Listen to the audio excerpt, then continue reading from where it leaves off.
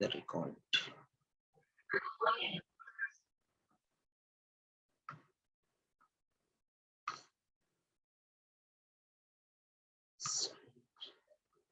Okay, अब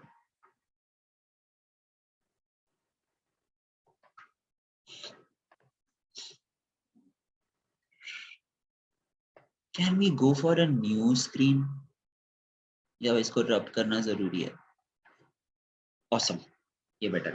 हाँ, now we need to see one thing here, that is आप लोगों की बुक में सामने एक बार बुक खोलो, वहां पे ना एक रिएक्शन दिया हुआ है, that is page number 23, first reaction that is given, that is okay.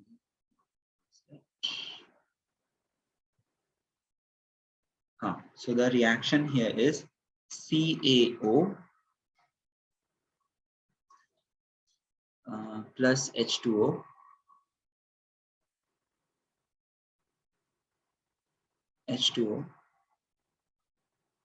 gives CaOH.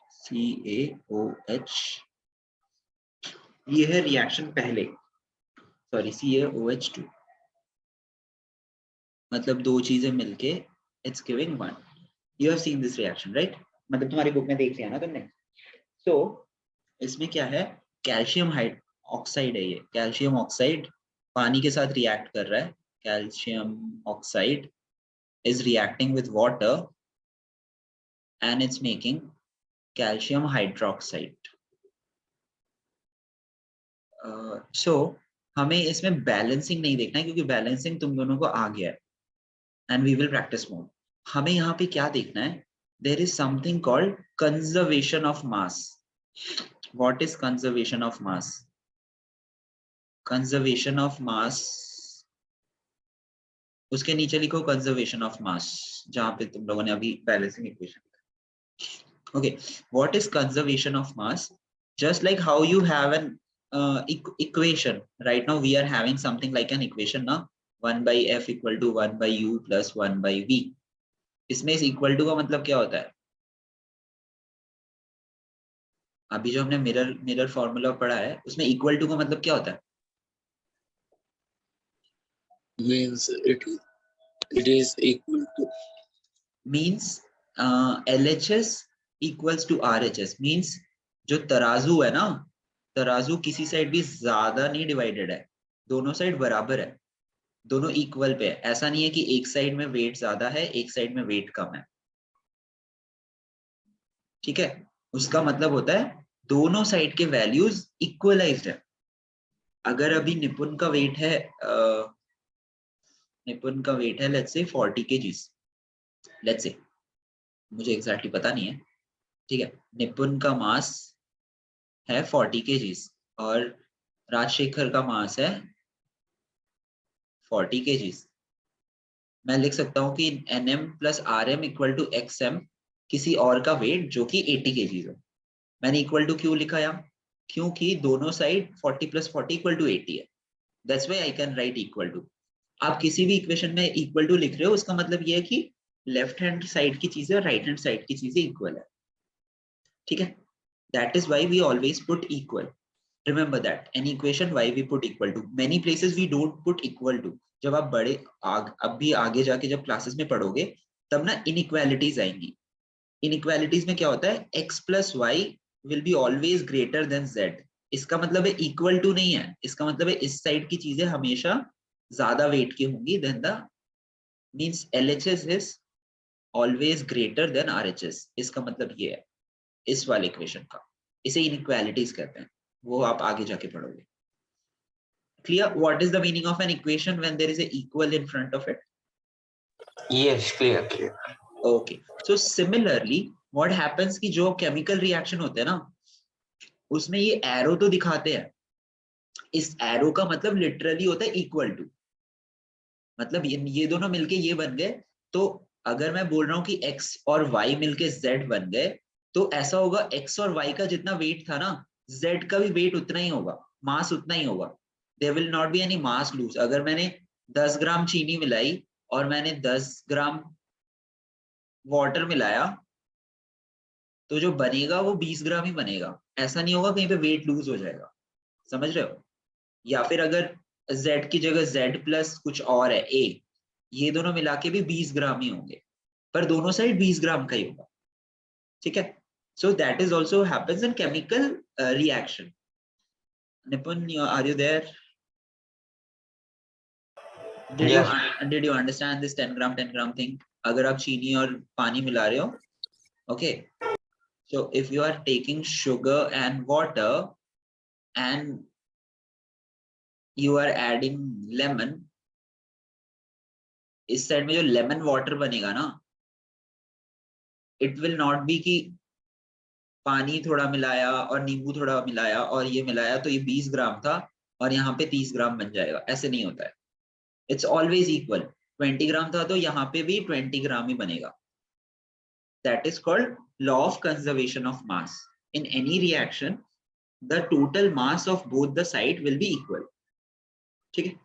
तो अभी आपने वो सब पढ़ा होगा जो मैंने आप लोगों को बोला था। अच्छा, Na का किसी को पता है? Na का एटॉमिक मास कितना है? Na सोडियम, एटॉमिक यूनिट क्या है कितना? एटॉमिक नंबर कितना है इसका?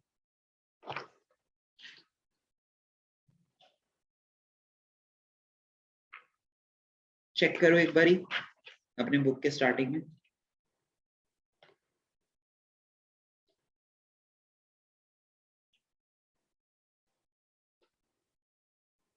Eleven. गुड। अब 11 से लेके 15 तक तुम्हें याद होना चाहिए। तुम लोगों ने चार्ट बनाया नहीं है ना, अपने घर पे बना के लगाया नहीं है ना? बोला था मैंने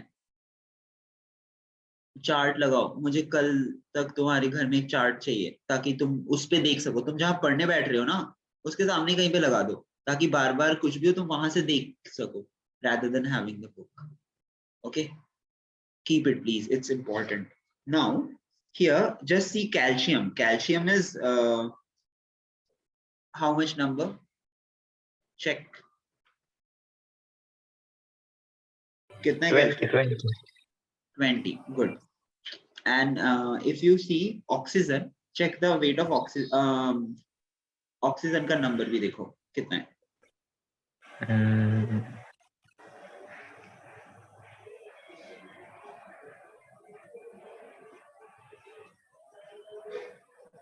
ऑक्सीजन का कितना है वो तो तुम्हें पता होना चाहिए था। 8. गुड। तो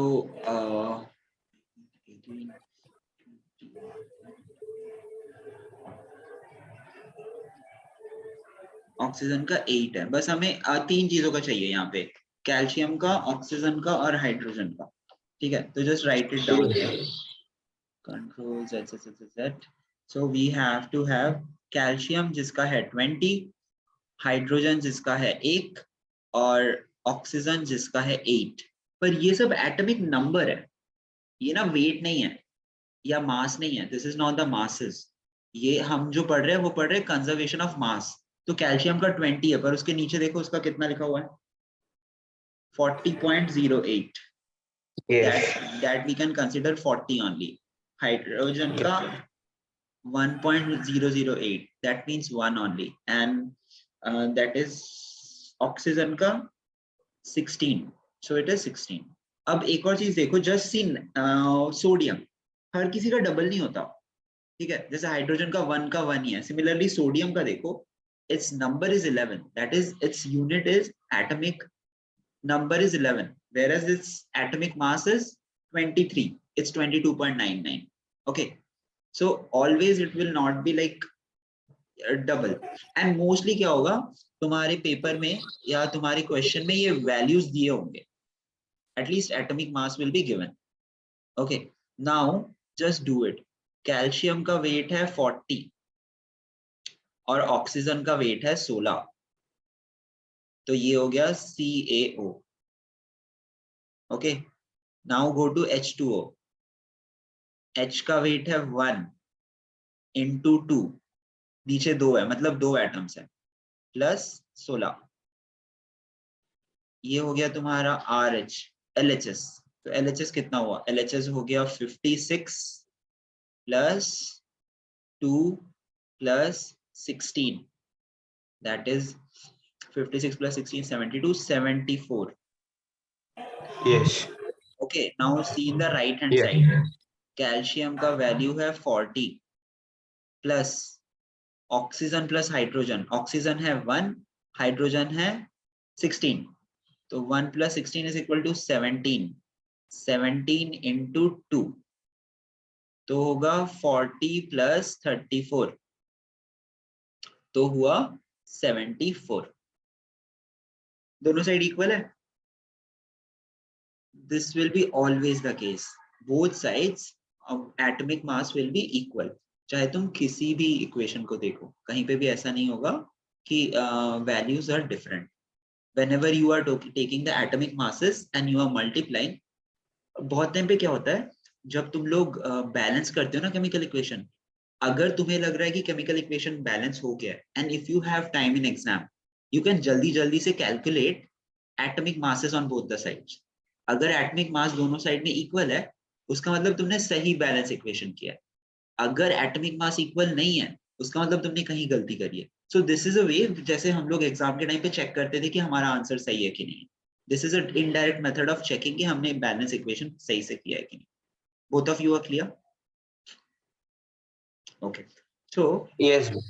okay, since both of you are clear, so now go to example number example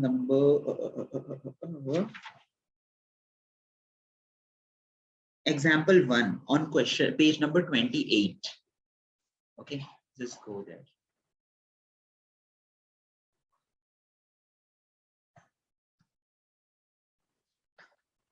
And I will just write the equation first. Aluminium plus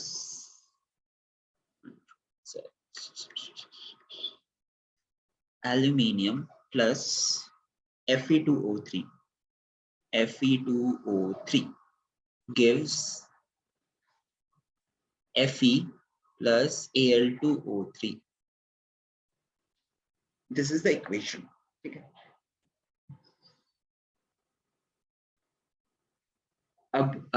Now in this part you need to understand a very important thing. एक बार थोड़ा इसका value, इसका importance बता देता हूँ. इस equation का importance, इसमें एल्यूमिनियम आयरन ओर के साथ मिल रहा है, जिसके बाद क्या होता है, आयरन बन रहा है एंड एल्यूमिनियम ओर बन जाता है. तो क्या होता है, एक्चुअली जो आयरन होता है ना, जो तुम आयरन निकालते हो, जो रियल और ओरिजिनल आयरन होता है, वो आयरन ओर से कैसे प्रोसेस किया जाता है, उसमें ये रिएक्शन यूज होता है.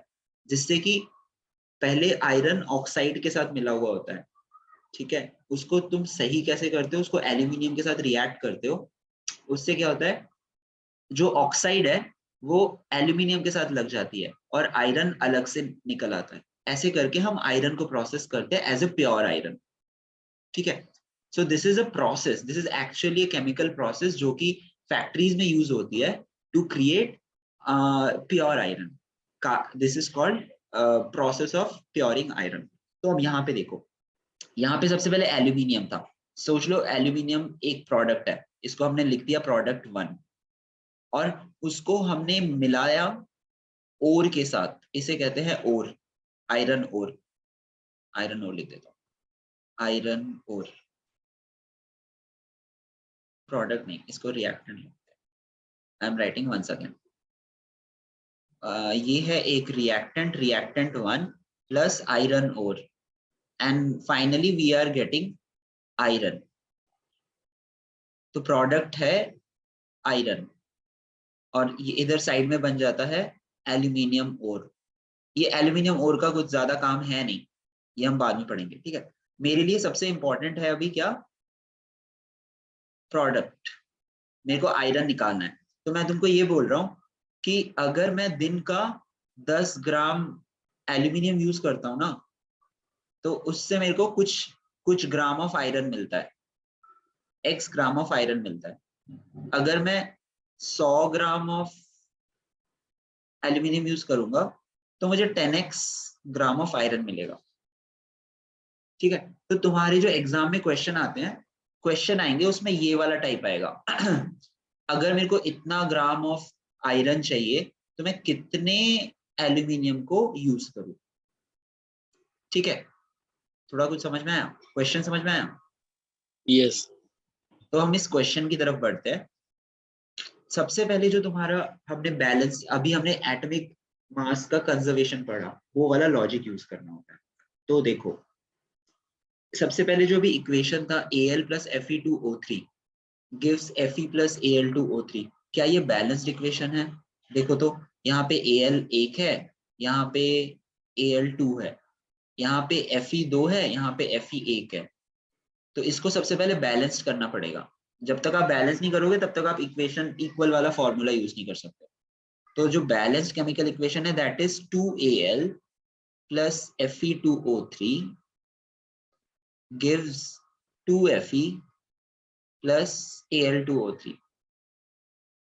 Is it balanced now? Both the side has equal number of iron, equal number of aluminium and equal number of O3. ठीक है, now this is अब इन लोगों ने बोला है एल्यूमिनियम का मास कुछ होता है। अगर आप पीछे देखोगे ऐसे करके धीरे धीरे याद हो जाएगा, चेक करोगे तो एल्यूमिनियम का नंबर कितना होता है? Atomic number is 13। एल्यूमिनियम का एटॉमिक नंबर होता है 13। I am just writing on the side so that you remember. Aluminium का नंबर होता है 13 और उसका मास होता है 27। ठीक है, सिमिलरली आयरन का होता है 26 आई गेस। यस, आयरन का होता है 26 और उसका मास होता है 57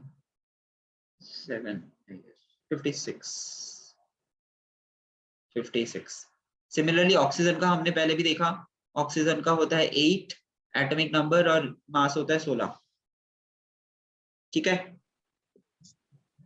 ये पार्ट क्लियर है? you guys are clear with what is atomic number and what is atomic mass, right? Yes. Okay, so एक और कंसेप्ट मैं तुम लोगों को बता दूंगा ये क्वेश्चन सॉल्व करने के बाद, जो तुम लोगों को ध्यान रहेगा।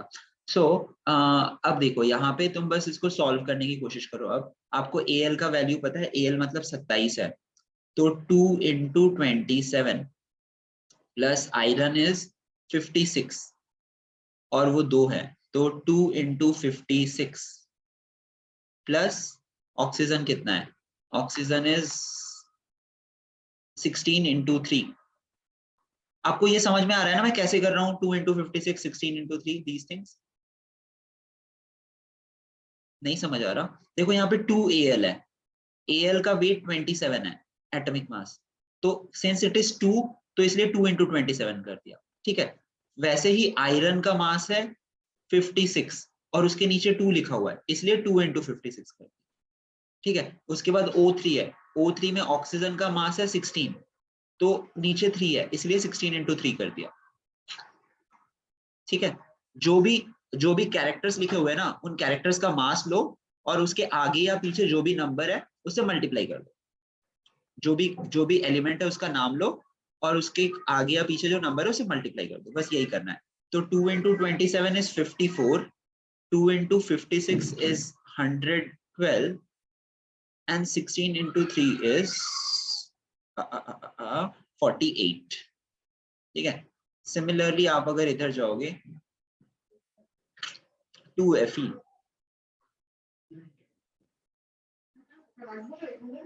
हाँ 2Fe, तो Fe है 56, सो 2 into 56 होगा इधर प्लस O3 प्लस Al2 का वैल्यू है 2 into 27, 2 into 27 प्लस O3 का वैल्यू है 3 into 16। ठीक है, तो 2 into 56 is 112, 2 into 27 is 54 and 3 into 16 is 48। दोनों तरफ इक्वल ही है। देखो 112 112 54 54 48 48 दोनों तरफ इक्वल है, right? Can you both see? Yes. Okay, Nipun clear with this much? Yeah. Okay, अब बस एक स्ट्राइकिंग डिफरेंस है, इसका मतलब है दोनों बैलेंस्ड इक्वेशन है, everything is fine, there is only one striking difference. यहाँ पे हम लोग 54 ग्राम ऑफ एल्यूमिनियम यूज कर रहे थे, पर जब हमें आयरन मिला वो मिला 112 ग्राम। ठीक है, आयरन मिला हमें 112 ग्राम, तो 54 ग्राम का एल्यूमिनियम यूज करे तो हमें 112 ग्राम का आयरन मिलता। अगर मेरे को सोच लो 1000 ग्राम, मेरे को पता है ये थोड़ा मैथ्स तुम लोगों के लिए ट्रिकी है, पर अगर मैं 100 ग्राम एल्यूमिनियम यूज करूंगा तो मुझे कितना ग्राम ऑफ आयरन मिलेगा, बता सकते हो? अगर 54 ग्राम से मुझे 112 ग्राम मिल रहा है, 100 ग्राम एल्यूमिनियम से कितना ग्राम आयरन मिलेगा? दोनों सॉल्व करके बता सकते हो?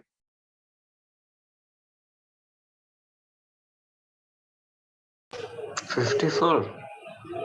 देखो 54 ग्राम ऑफ एल्यूमिनियम यूज कर रहा हूं तो 112 ग्राम ऑफ आयरन मिल रहा है। अगर 100 ग्राम ऑफ एल्यूमिनियम यूज करूंगा तो कितना मिलेगा?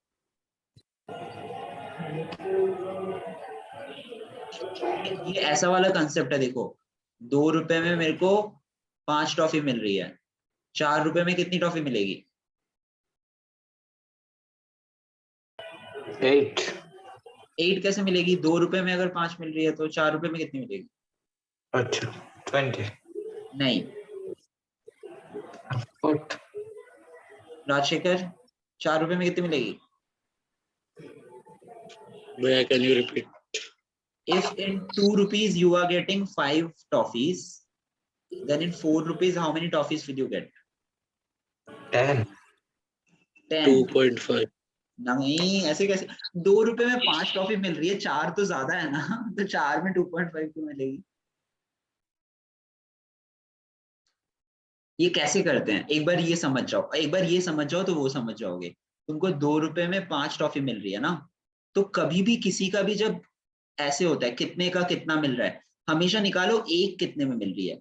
एक कितने में मिल रही है? 5 डिवाइडेड बाई 2, 2.5 में मिल रही है, राइट?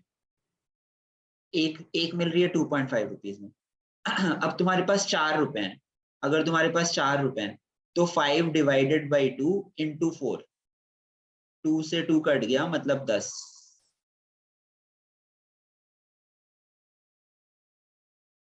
ओके, ये यूनरी मेथड मेरे को ध्यान है, तुम लोग पिछले साल भी तुम लोग बहुत गड़बड़ करते थे। So I am telling you again what is the unary method here.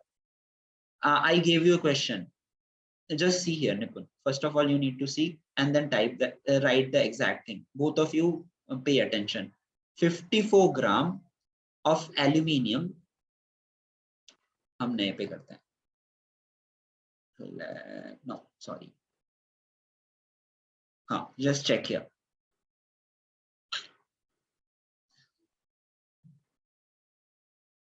See, 54 gram of aluminium is giving 112 gram of iron.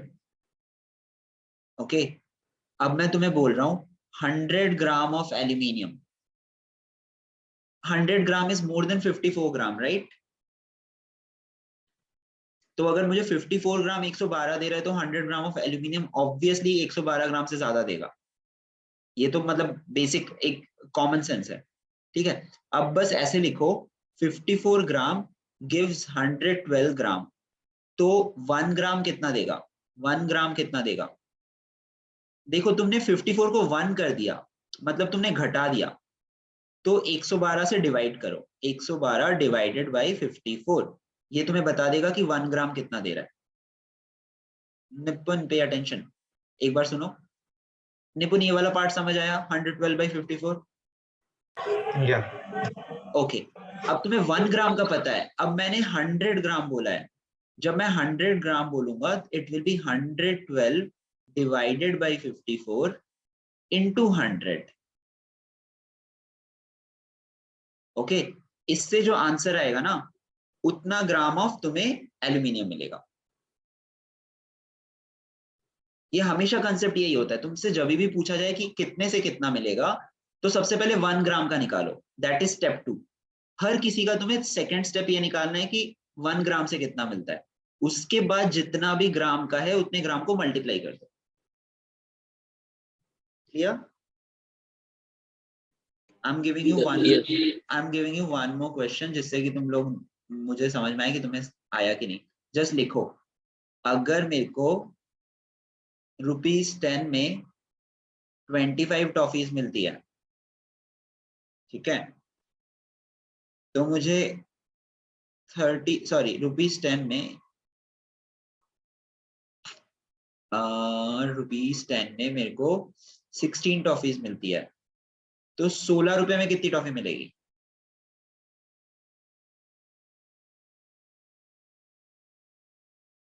लिख के निकालो, लिख के करोगे तो 3 सेकंड का काम है।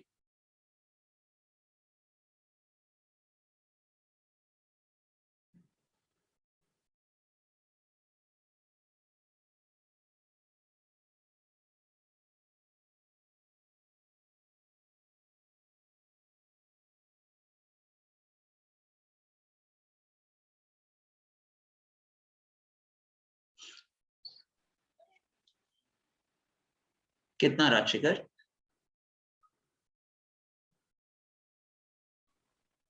25.6 25.6 करके देखते हैं। निपुण, कर रहे हो तुम? करके बताओ कितना है तुम्हें।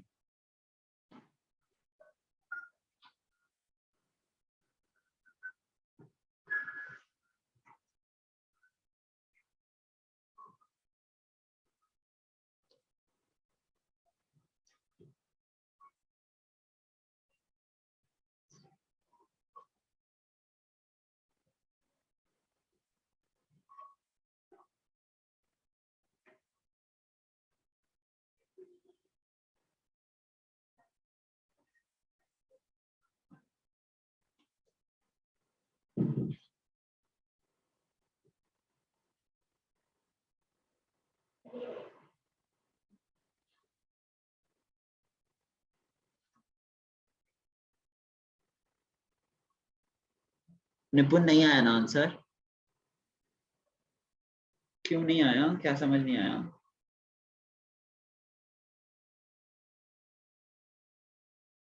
निपुण, क्या समझ नहीं आया? कौन सा पार्ट नहीं हो पाया? डिवीजन। डिवीजन नहीं हो पाया। अच्छा चलो ठीक है, डिवीजन के लिए तुम्हें प्रैक्टिस करना पड़ेगा, बट तुम्हें समझ में आया कि कौन से कैसे स्टेप करते हैं? यस। वन लास्ट क्वेश्चन उसके। सो हम लोगों ने अभी एक चीज पढ़ी है कि ऐसा है कि हाइड्रोजन का ये एटॉमिक यूनिट है, सॉरी कंट्रोल सेट, ये एटॉमिक नंबर है और ये है atomic mass. An is atomic number, Am is atomic mass. Hydrogen का एटॉमिक नंबर है 1, एटॉमिक मास भी है 1। ऑक्सीजन का एटॉमिक नंबर है 8 एंड एटॉमिक मास है 16। वेयरएज सोडियम का एटॉमिक नंबर है 11, एटॉमिक मास है 23। ऐसा क्यों? किसी किसी का सेम है, किसी किसी का डबल है, किसी किसी का उससे ज्यादा है, क्यों? सो व्हाट हैपेंस इज, हर एलिमेंट को लेट्स से कंसिडर करो एक ऐसा सर्कल, ठीक है, और हर element can be of two types. Element can be of two types, one is a atom और वन इज ए मॉलिक्यूल। अरे, one is atom, one is molecule. Atom क्या होता है? समथिंग लाइक जो तुम्हारे स्टेबल वाले एलिमेंट थे, neon. Neon एक ही रहेगा, ऐसा रहेगा अकेला। whereas hydrogen stays as H2 like this, वो एक अपने साथ ही रिएक्ट कर जाएगा to attain the stable position of 2। I told you that, right? तो तुम लोगों ने ये सुना है क्या, इलेक्ट्रॉन, प्रोटॉन एंड न्यूट्रॉन? ये सुना है? क्या होता है ये, कुछ पता है? क्या होता है ये तीनों, क्या होते हैं?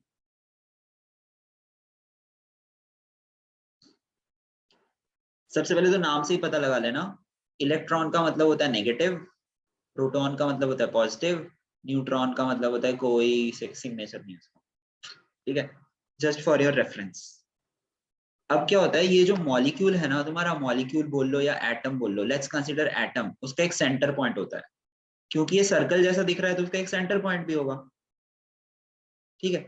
ये जो सेंटर पॉइंट होता है, इस सेंटर पॉइंट के अंदर होते हैं, इस सेंटर पॉइंट के अंदर होते हैं proton plus neutron, proton plus neutron, ठीक है। और इस सेंटर के चारों तरफ ऐसे ऑर्बिट्स बने होते हैं। This is something like your solar system only. Midpoint is the sun and there are orbits around it. जो इलेक्ट्रॉन्स होते हैं वो इन ऑर्बिट्स में होते हैं, ठीक है। हर एटम का स्ट्रक्चर ऐसा ही होता है। तो let's say I am drawing it again, let's say this is the shell. Now उसके बीच में एक सेंटर पॉइंट होता है, ये जो सेंटर पॉइंट होता है इसमें प्रोटॉन प्लस न्यूट्रॉन होते हैं, और इसके चारों तरफ इलेक्ट्रॉनिक ऑर्बिट्स होते हैं, इलेक्ट्रॉनिक ऑर्बिट्स होते हैं ऐसे करके, और इनमें इलेक्ट्रॉन्स घूमते रहते हैं,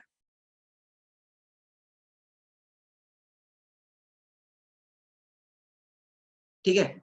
तो किसी भी एटम के जितने भी इलेक्ट्रॉन के नंबर्स हैं, इलेक्ट्रॉन का जो काउंट है दैट गिव्स एटॉमिक नंबर। किसी भी एटम के अंदर जितने इलेक्ट्रॉन्स है that gives the atomic number. Okay, second part, जितने भी इलेक्ट्रॉन्स होते हैं उस एटम में उतने ही प्रोटॉन होते हैं,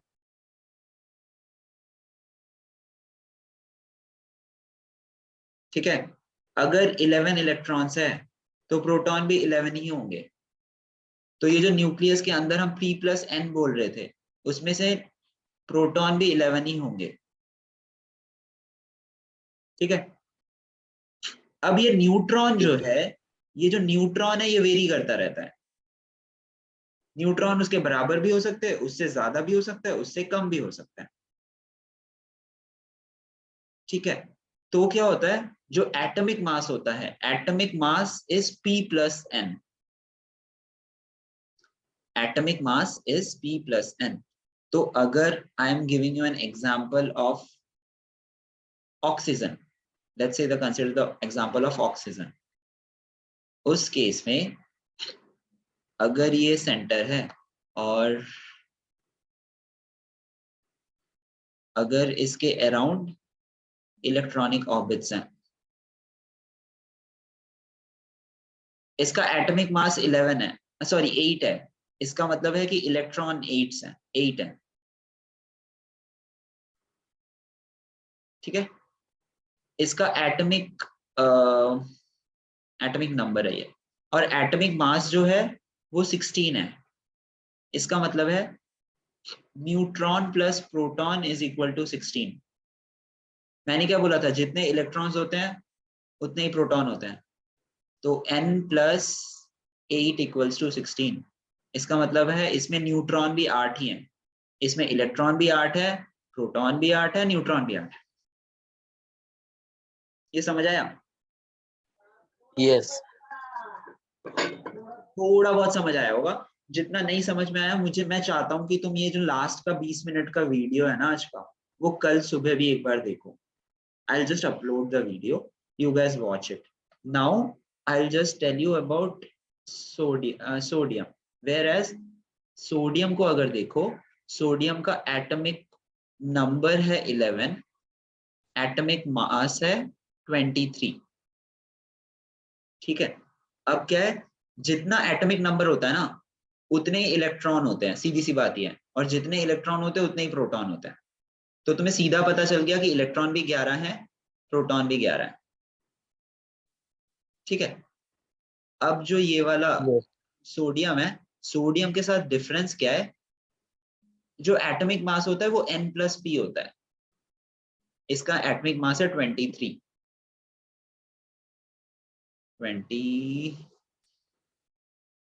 23 तो हमें पता है कि प्रोटॉन 11 है, इससे हमें ना न्यूट्रॉन पता चल जाएगा, न्यूट्रॉन इसमें 12 है।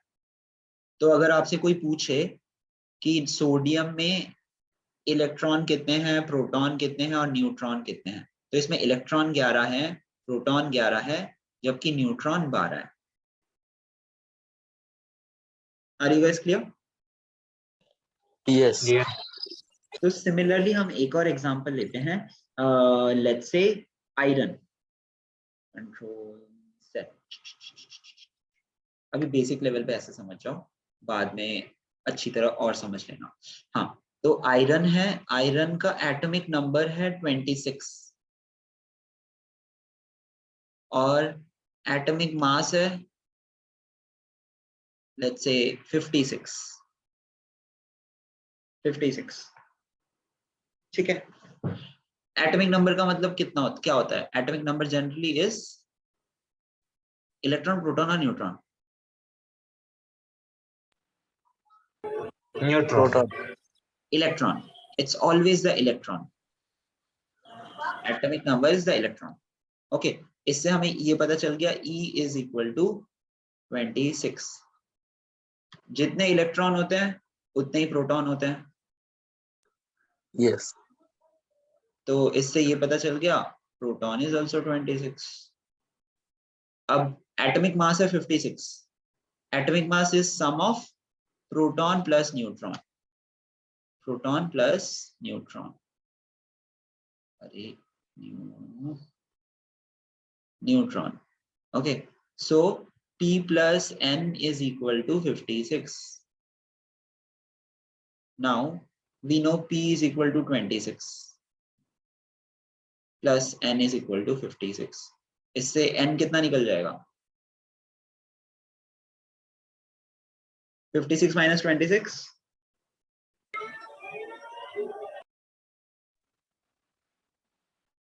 बच्चों 20. 56 minus 26 is 30। ठीक है, तो तुम्हारे इलेक्ट्रॉन 26 हुए, प्रोटॉन 26 हुए और न्यूट्रॉन कितने हुए? 30। 30. हाँ, ये वाला कंसेप्ट समझ में आया? Yes. Better. ठीक है, बस इतना ही है आज के लिए इन टर्म्स ऑफ अंडरस्टैंडिंग। कुछ डाउट है तो पूछ लो।